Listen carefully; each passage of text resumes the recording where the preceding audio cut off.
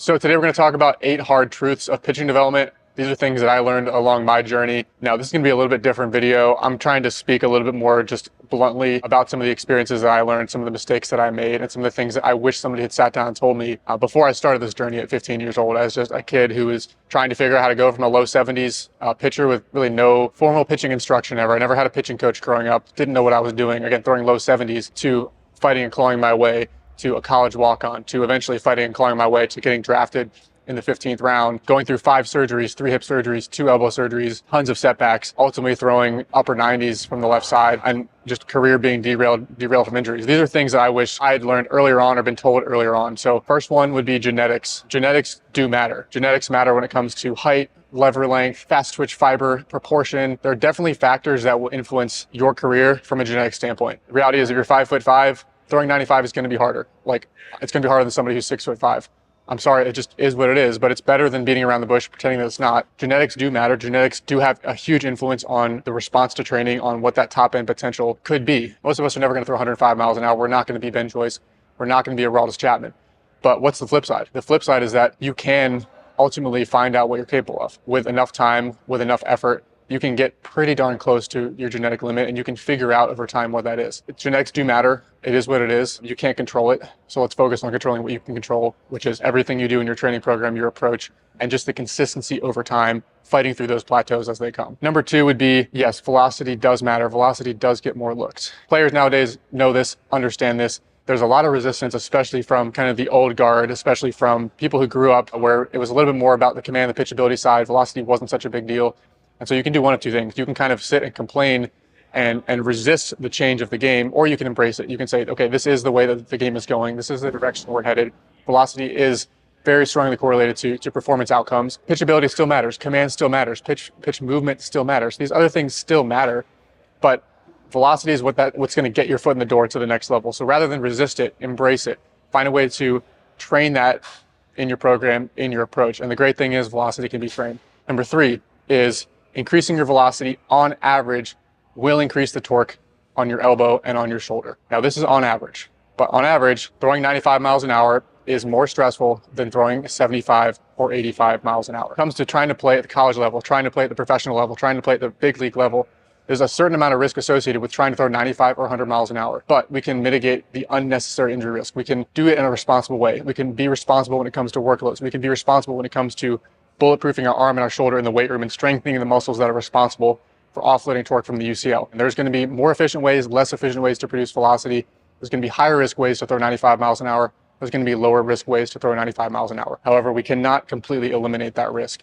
And it's a fool's errand to think that you can. Number 4, probably one of the most important ones on this list, especially for younger pitchers who are just starting to get serious about their training, is that you're going to plateau. You will plateau. It just is what it is. It's part of the process. And it might not feel like you're ever going to plateau when you first get into training. It might not feel like it. The point of player development, the point of pitching development is not that you just make unlimited progress forever. You're never going to gain a mile an hour a month forever. The point is that good coaching is actually about being able to work through those plateaus with the player when those inevitably happen. So we know with every player that we work with, there's going to be plateaus. It's not just this linear process. It looks way more like this. The constant is whatever happens in those guys' careers, like we are there for their careers. We are there to have their backs to work through those plateaus as they come. That is the one thing we can guarantee them. We can't guarantee them that there won't be bad days, there won't be plateaus. Number 5 would be there are players inevitably who are working harder than you, and just recognizing like there's always somebody out there that's working harder than you, that wants it more than you. The good news here, the positive, is that your work ethic is ultimately something that's controllable. It's ultimately something that is trainable.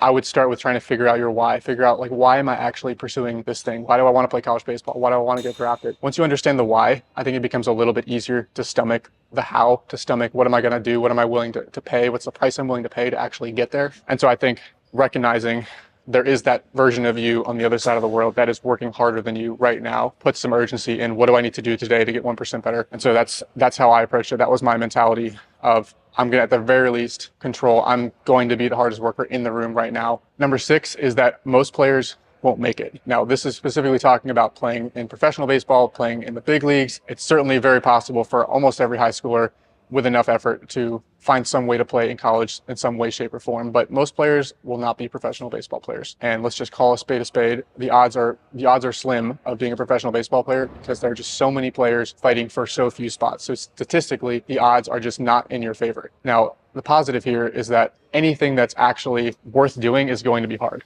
And that's okay. That's how it should be. But just because something is long odds doesn't mean that it's not worth doing. Just because something's hard doesn't mean it's not worth doing. I would argue that everything that is worth doing is by definition hard, because there's so many people fighting for those limited slots because it's such a special thing to be a big leaguer, to be a professional pitcher. So if that's something you really want to commit to, what are you doing to move closer to that every day? What are you doing to control all the things you can control, so that when you do get to the end of your career and you look back and maybe you make it, maybe you don't make it, can you honestly look yourself in the mirror and say, like, I don't have any regrets. I did everything I could possibly do to get as far as I could.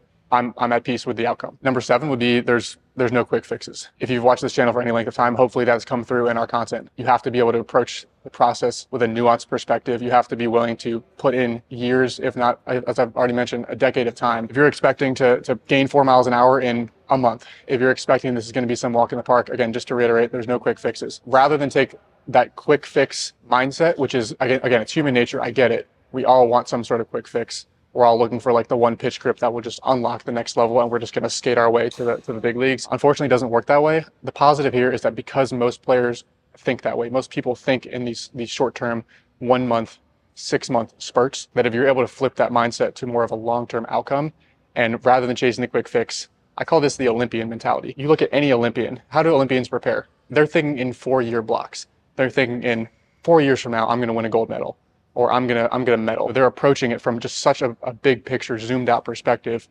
versus how am I gonna gain 4 miles an hour in a month? So taking it with the Olympian mentality, that 4-year mentality, if not that 10-year mentality, as opposed to taking it in these like 1 year or 6 month chunks. And then the final one, number 8 hard truth is you probably have no idea what you're doing. And I say that with the best of intentions, and I mean that in the best possible way, but you probably have no idea what you're doing unless you've been at it for 5+ years. Because I can say, honestly, like, I had no idea what I was doing at 15, 16, 17, 18, started to have some idea by 19 years old, by 20 years old, started to figure it out a little bit again, and then still 10 years later, so much I didn't know at that point in time. The point is that there is going to be an inevitable learning process. You're going to know a lot more 10 years from now, 5 years from now than you do right now. That's okay, that's part of it. But how do you hack that process? How do you just acknowledge, like, look, first thing, I recognize that I just don't know what I don't know. What do you do about that? If you can just acknowledge that there's a lot you don't know, how do you hack the process? You hack the process by finding people who have been exactly where you're trying to go. They've made these same mistakes. That's why Tread exists. I wish I could go back, take the 15-year-old me, just shake him by the neck and say, we're not going to make these same mistakes. We need to go from 155 to 215 pounds. We're going to do that in 2 years. This is exactly how we're going to do it. We're going to track your calories. We're going to weigh yourself every day. We're going to progressively overload in the weight room. We're going to work in multiple planes of motion in the weight room. We're going to target your scapular stabilizers, your hip stabilizers. We're going to get your pelvis closed, your trunk closed. We're going to get your arm on time. We're going to teach you how to create separation. We're going to teach you how to actually spike a slider so that you can get horizontal break and depth because you don't have good supination. Like, we're going to do all these things so that you are in the best position possible to be a full scholarship guy in college, to get opportunities in summer ball, to get noticed, to get drafted as high as possible, to get the best possible chance in the minor leagues. That's why Tread exists. That's what I wish I could do and go back. So there's a ton of free content that we have. Check those out. Again, our doors are always open if you want to learn more about our service. If you like these more like raw, uncut videos, unscripted, let me know as well. Haven't done too many of these before. Haven't like opened up about my career as much before, but happy to do more of this style if it's something that you guys prefer. But thanks for watching, and I'll see you guys in the next video.